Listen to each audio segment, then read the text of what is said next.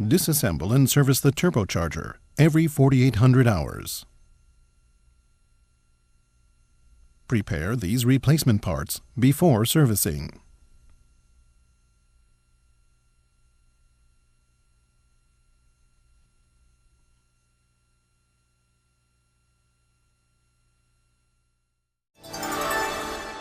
Prepare the tools for disassembly in advance. Prepare the general tools shown in the list.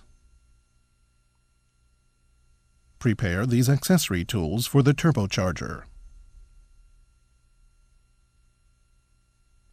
Prepare these tools for making the necessary measurements. Prepare these special tools. Click the Order Form button in the menu to order and prepare special tools in advance. Now let's look at the disassembly procedures. Before starting disassembly, put on a helmet, safety glasses, earplugs, safety gloves, and shoes. Before removing the turbocharger, cool the engine for about 4 hours after stopping operation. First, measure the exhaust flexible joint. Measure the installation size H and the displacement distance at a right angle to the shaft X at the 4 positions shown. Check that the measured values are almost identical to those shown on the record sheet and enter your values on the sheet. Remove the turbocharger from the engine.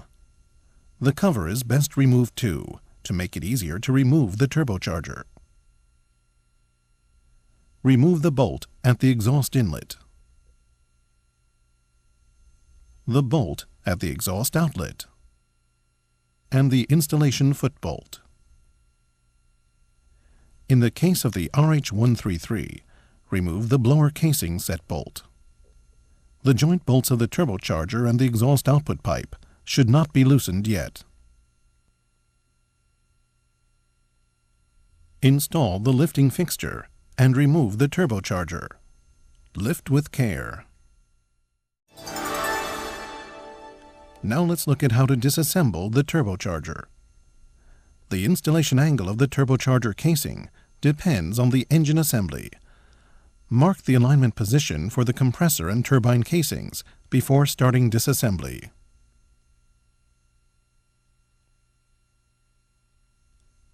Stand the turbocharger on its turbine side. Remove the silencer. Take care not to damage the steel mesh while removing the silencer. Next is removal of the compressor housing. Take care not to damage the compressor impeller while removing the housing. Place the turbocharger on its side and measure the turbine rotor clearance. To measure the thrust clearance, push the compressor impeller to the turbine side and set the dial to 0. Then push the impeller to the compressor side and read the dial. This value is the thrust clearance.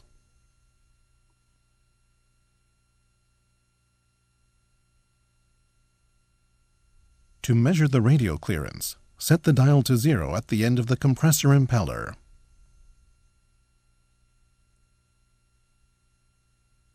Then press the compressor side of the turbine rotor upwards and read the dial again. Next, press the compressor side downwards and read the new value. The total of the upper and lower values is the radial clearance. Make this measurement about 3 times and take the average values. Check that the average is within the range allowed in the table. Next, measure the exhaust casing clearance.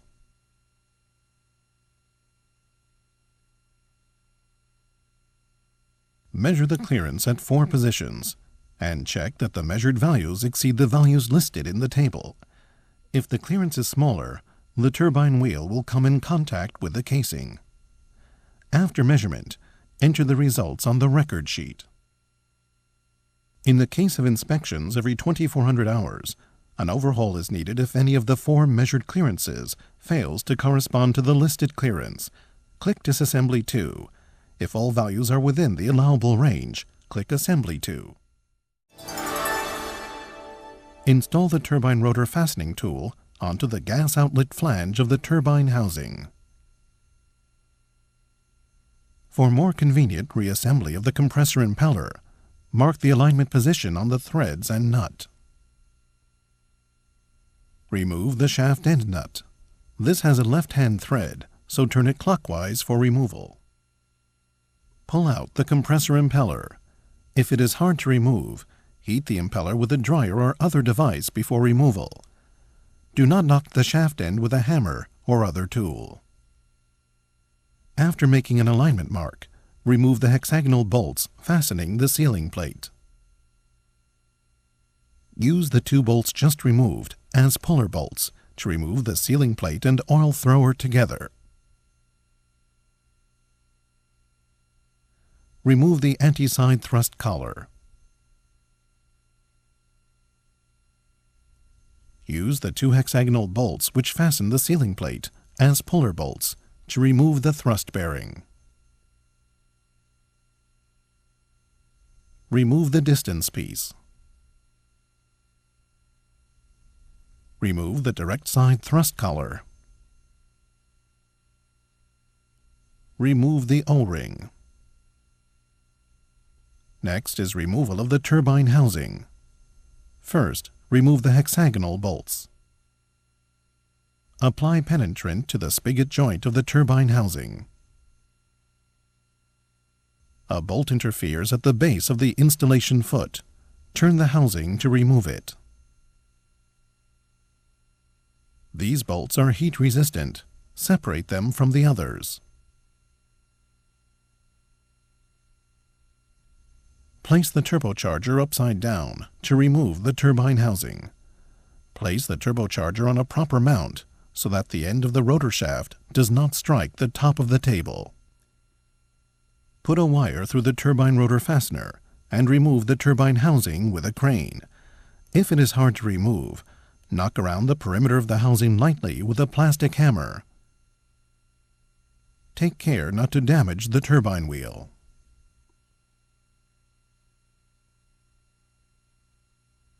Remove the turbine rotor. Take care not to damage the turbine shaft. In the case of the RH-133, remove the metal sealing gasket. Remove the heat insulator. If it is hard to remove, knock it lightly with a plastic hammer.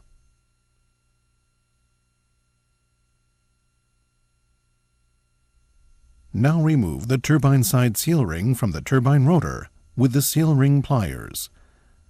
Be sure to replace the seal ring upon reassembly. Remove the oil thrower from the compressor impeller side sealing plate that was removed just a moment ago. Remove the compressor side seal ring from the oil thrower with the seal ring pliers.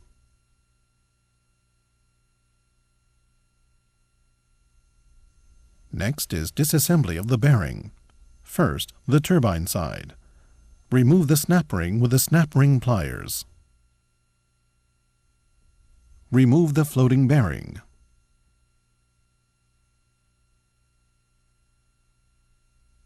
Remove the compressor side snap ring and the floating bearing. This completes disassembly of the turbocharger. We will next explain how to clean the turbocharger. Hard carbon accumulates on the turbine housing shroud and turbine wheel. Imperfect cleaning upsets the balance of the rotor shaft, so be sure to remove all of the carbon.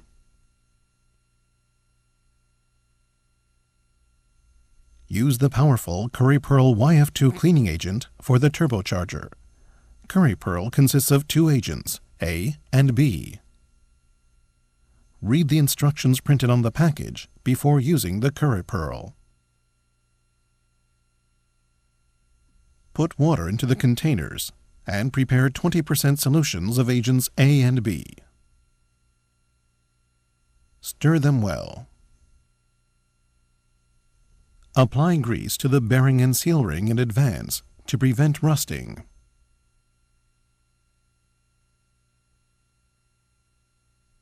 Heat the cleaning solution to 60 to 70 degrees Celsius and submerge the exhaust casing, rotor shaft, and heat insulator in it.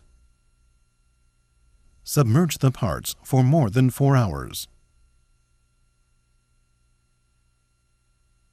After removing the parts from the cleaning solution, wash them with water and rub them lightly with a nylon brush or similar tool to remove any residue. Wash the compressor impeller, compressor casing, and bearing housing with cleaning oil. Contamination of the seal ring in particular can cause oil leakage or bearing damage. Be very careful not to damage this part when cleaning.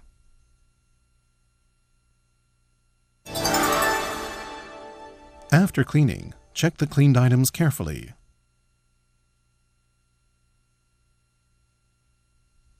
Measure the width of the seal ring groove on the turbine rotor shaft with the slide calipers. The illustration on the left shows a rotor shaft that can still be used. The worn part shown on the right has reduced sealing performance. In such a case, we recommend replacement of the rotor shaft. Enter the measured results on the record sheet. Check by hand that the shaft end nut can be screwed lightly onto the bottom threads. Check that some coating remains in the gas passage. Here we will explain the reassembly procedures. First, install the bearing. The reassembly procedures depend on the type of bearing, so check the bearing type. First, let's look at reassembly of a semi-floating bearing. This is the compressor side. Fully apply lube oil to the new floating bearing before placing it in the bearing housing. Reassemble so that the notch on the bearing end face is deeply inserted, so that the pin is securely positioned in the notch in the bearing housing.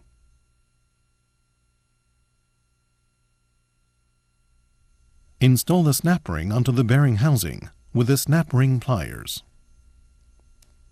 Install the snap ring with the rounded face directed towards the bearing side. Point the end gap of the snap ring to the right, as seen from the compressor side.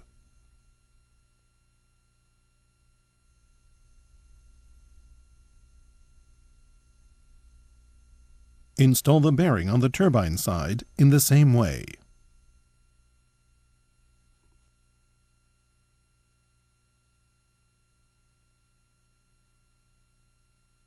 Install the snap ring with its end gap pointing to the left, as seen from the turbine side. After installing the snap ring, check that the semi-floating bearing has the appropriate clearance in both the shaft and rotational directions. Next, let's look at reassembly of a full floating bearing. The full floating bearing has a free orientation. It can be reassembled pointing in either direction. Place the rounded side of the snap ring facing the bearing side, and point the end gap downwards on both the turbine and compressor sides. Next, install the seal ring. Install the compressor side seal ring onto the oil thrower with the seal ring pliers. The end gap of the seal ring is gas tight. Install the turbine side seal ring onto the turbine rotor with the seal ring pliers.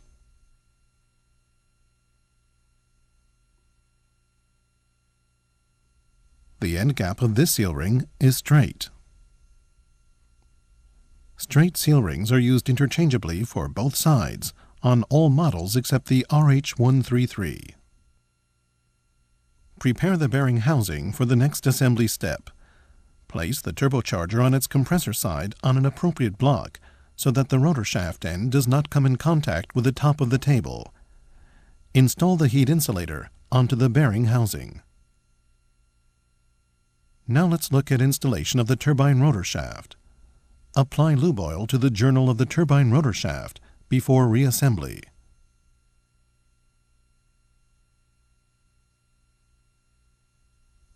Face the end gap of the turbine side seal ring upwards and assemble it from the vertical direction.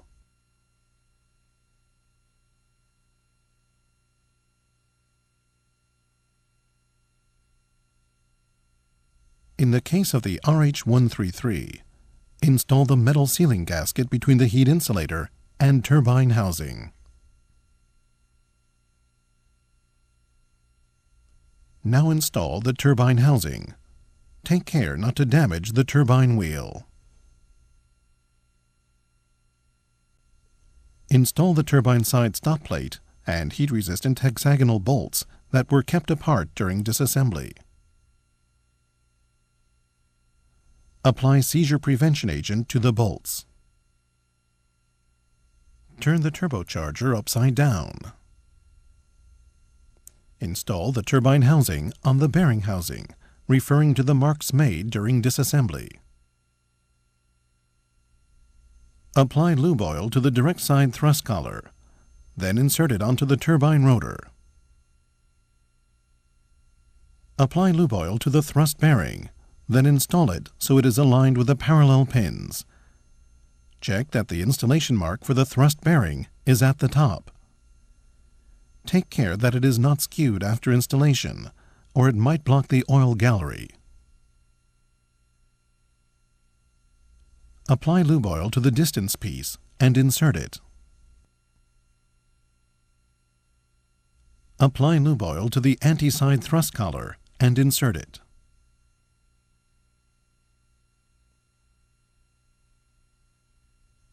Apply grease to the O-ring and install it onto the bearing housing groove. Fit it on neatly, taking care not to twist it. Insert the oil thrower into the compressor side sealing plate. Take care to point the end gap of the compressor side seal ring upwards.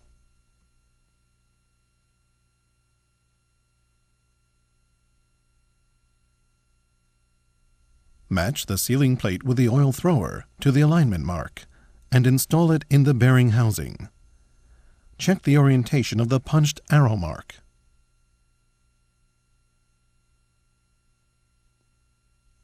Install the spring washer and hexagonal bolts. Apply grease to the rotor shaft. Match the impeller with the alignment mark and insert the impeller into the turbine rotor. Install the shaft end nut with a torque wrench. The nut has a left-hand thread, so turn it counterclockwise. The tightening torque is 32.4 Newton meters. Check that the installation position basically corresponds to the line marked during disassembly. If there is a large difference, you will have to reassemble it again. If the difference is small, tighten the nut with a torque wrench using the tightening torque specified in the table. Now measure the thrust clearance and the radial clearance of the turbine rotor. Measure in the same way as in disassembly. Check that the measurements are within the allowable range and enter the results on the record sheet. If the results deviate from the allowable range, reassemble again, keeping in mind the clearance values during disassembly. Measure the exhaust casing clearance. Check that the measurements are normal and enter the results on the record sheet. Compare the measurements with those made before disassembly to check that turbocharger cleaning was effective.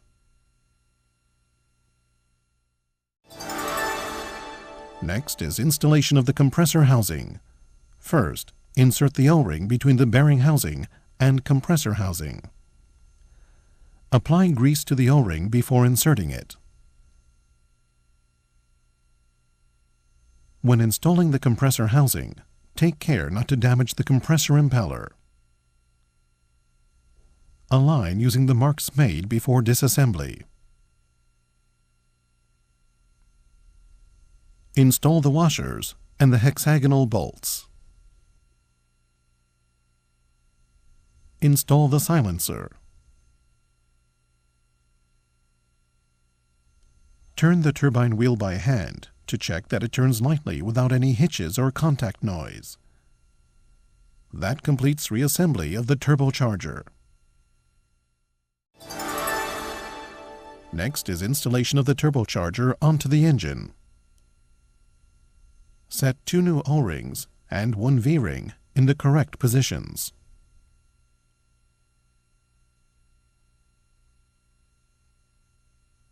The O-ring may be damaged when installing the turbocharger. Be sure to lower the turbocharger carefully. To make turbocharger installation easier, first set the installation foot bolt.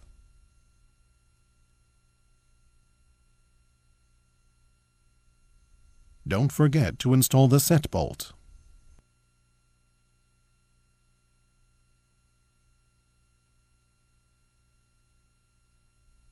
Apply Molykote to the installation bolts to prevent seizure, and insert the packing.